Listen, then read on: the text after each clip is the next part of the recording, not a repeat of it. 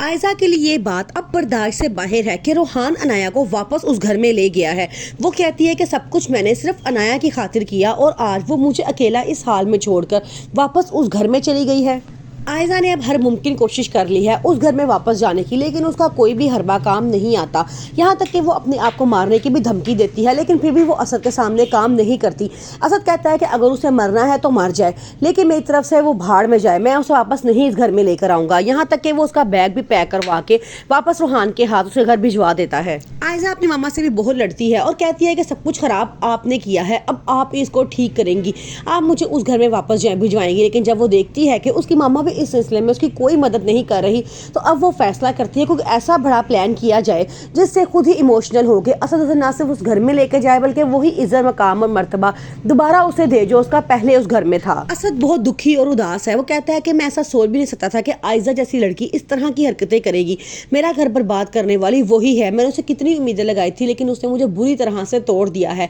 आशिर और रोहान बहुत परेशान है। वो असद को बहुत समझाने की कोशिश करते हैं कि तुम उसको छोड़ दो फिलहाल, लेकिन वो असद उनकी कोई बात सुनने को तैयार नहीं रहता। वो रातों को देर से घर आता है और अब वो काफी डिस्टर्ब रहना शुरू हो चुका है। अनाया इशल का भी बहुत शुक्रिया अदा करती है और कहती है कि मैंने हमेशा आपके साथ गलत किया, लेकिन आज मुझे समझाने वाली और इस घर में वापस लाने वाली आप ही हैं। मुझे अच्छे और बुरे की पहचान ही नहीं थी कि कौन मेरा सगा है और कौन मेरा गैर है। मेरी आप ही मेरी सगी होके उन्होंने हमेशा इतना बुरा सलूक किया और मुझे घर से निकाल दिया, और तुम मेरे गैर होके मेरी इतनी खैर ख्वाह निकली, मुझे समझाया और मुझे इस घर में वापस लेकर आई हो। अब हम दोनों मिलकर यहाँ पे सुकून की जिंदगी गुजारेंगे। अगर अल्लाह ताला ने आयजा आपी को हदायत दे दी तो वो भी वापस इस घर में आ जाएंगी, वरना वो हमेशा उसी घर में रहेंगी। रोहान बहुत शर्मिंदा है। वो चाहता है कि अनाया एक बार बैठकर ठंडे दिल से उसकी बात सुन ले, उसके बाद जो उसका फैसला होगा मुझे मंजूर है।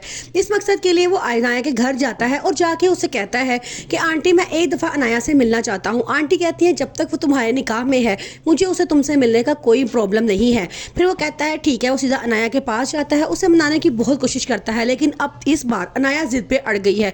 वो कहते हैं कि तुमने मेरा मान नहीं रखा, तुम्हें चाहिए था कि मेरी बात का यकीन करते, एतबार करते। जिस रिश्ते में एतबार ना हो